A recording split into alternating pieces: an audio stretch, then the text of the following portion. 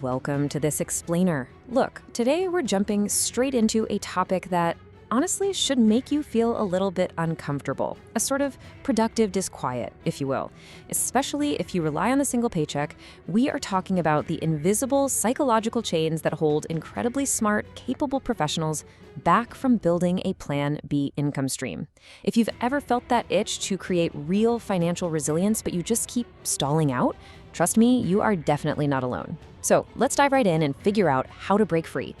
If you ask a room full of working professionals why they haven't started a side income yet, you're going to hear the exact same things over and over. I just don't have the time. I don't have the money to invest. I don't even know where to start. I'm just not an entrepreneurial person. Or the classic, I'll get to it later when things finally settle down. And you know what? On the surface, these sound perfectly reasonable. They feel like hard facts, don't they? But here is the absolute truth. Those perfectly reasonable excuses, they aren't the real reason at all. They're basically just polite, socially acceptable masks for something much deeper. Underneath 100 different excuses are literally just 5 demons. These are predictable, deeply human, and most importantly, completely killable psychological traps.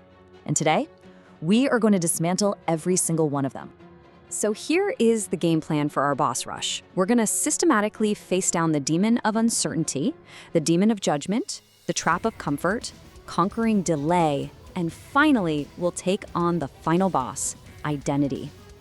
All right, let's get right to it with demon number 1, the demon of uncertainty. Take Priya, for example. She's this brilliant 34-year-old product manager. Now, she's had an idea to teach product management to beginners for 2 years. But she is absolutely terrified to just launch a low-stakes weekend experiment.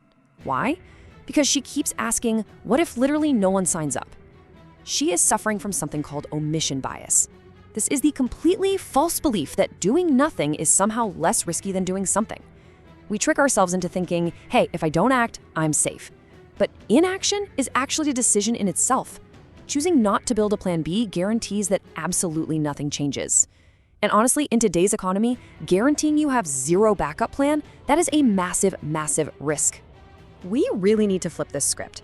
The old belief is, I can't begin without knowing the outcome. But we need to shift that completely to the new belief, my salary actually protects me while I experiment. Think about it. Your current job is basically your ultimate insurance policy. It means your livelihood isn't suddenly on the line. You're simply experimenting with your surplus time inside a totally financially protected environment. You have to remember this. You don't wait for calm waves before learning how to swim. The waves are the training ground. Uncertainty isn't a red light. It's the exact environment where all the real building actually happens. Moving right along, let's face demon number 2, the demon of judgment. I want you to think about Rahul. He's a finance manager with 16 years of experience, and he literally knows more about small business finance than anyone else around.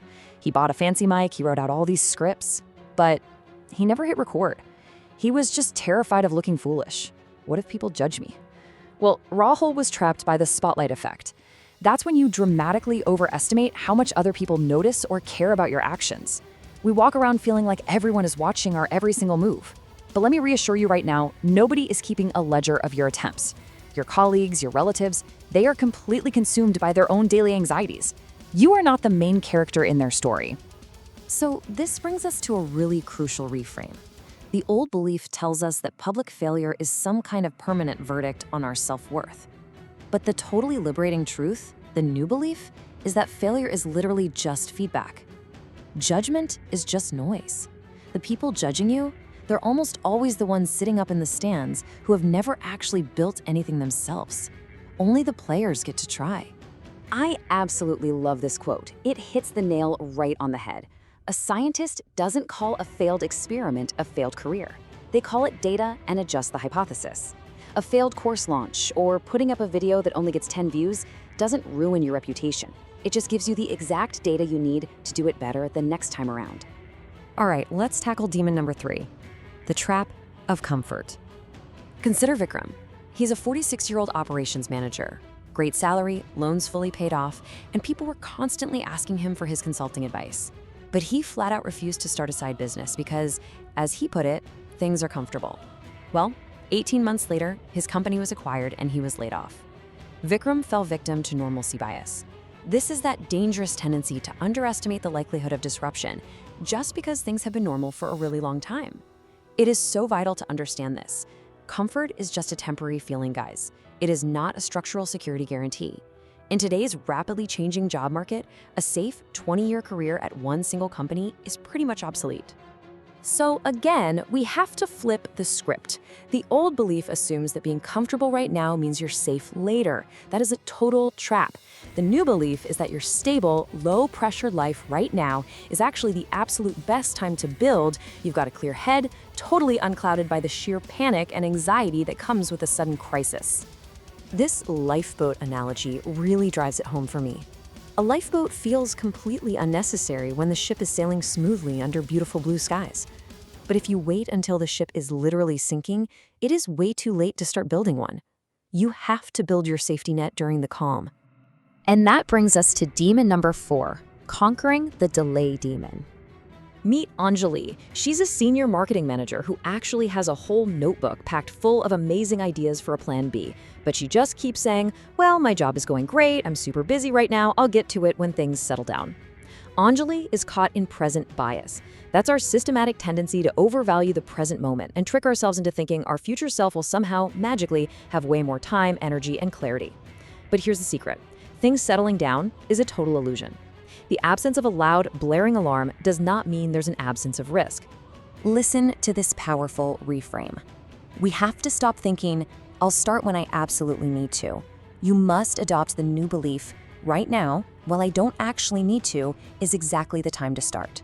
You literally have to intentionally manufacture your own urgency, because if you wait for a crisis to force your hand, you lose every single one of your advantages. You lose your time, your steady income, and your peace of mind. And now, we finally reach the final boss, identity. This is the deepest trap. It operates completely beneath the surface, tricking incredibly talented people into thinking they are just employees and nothing more. I want you to take a hard pause right now and really ask yourself, did your employer teach you everything you know, or did you build most of it yourself? Let's look at Suresh, a brilliant senior HR professional. People were constantly coming to him for complex advice. When someone finally suggested he could actually charge for his insights, he just laughed and said, I'm an HR professional, I work within an organization, that's what I do. He totally missed the point. He didn't realize that he built his expertise himself. His employer was merely providing the room for him to use it. This illustrates the ultimate identity shift we need to make today. The old belief tells you that your expertise is only valuable inside the walls of your 9-to-5 job, but the new, empowering belief is this. My skills are mine. They create value anywhere I choose to apply them. Listen, an employer is just renting your time. Your capabilities, your problem-solving skills, your deep wisdom, those belong entirely to you. You are an independent skill owner. Take this quote, for example, because it clarifies the whole shebang. The goal is not to quit your job.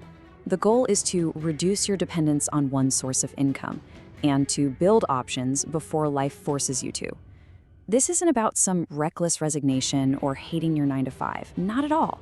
It is purely about financial resilience, intelligence, and securing your own freedom. As we wrap up, I want to leave you with this final provocative thought to shatter any remaining comfort zones you might be holding on to. What will it specifically cost you, your family, and your future if your comfortable salary just stopped tomorrow? Don't think about layoffs in the abstract. Think about your actual life, your real obligations. Confront the actual cost of your ongoing inaction. It is time to defeat these demons once and for all. You already have the skills. Now you just need the strategy. Transform your future today. I highly encourage you to register for the completely free webinar at 4hourformula.com/beyondsalary. Or if you want some direct, personalized clarity without any pressure at all, go book a one-on-one session at calendly.com/Sachin. Take that very first step, build your options, and stop letting these demons chain you to your salary. Thanks so much for joining me on this explainer, and I will see you next time.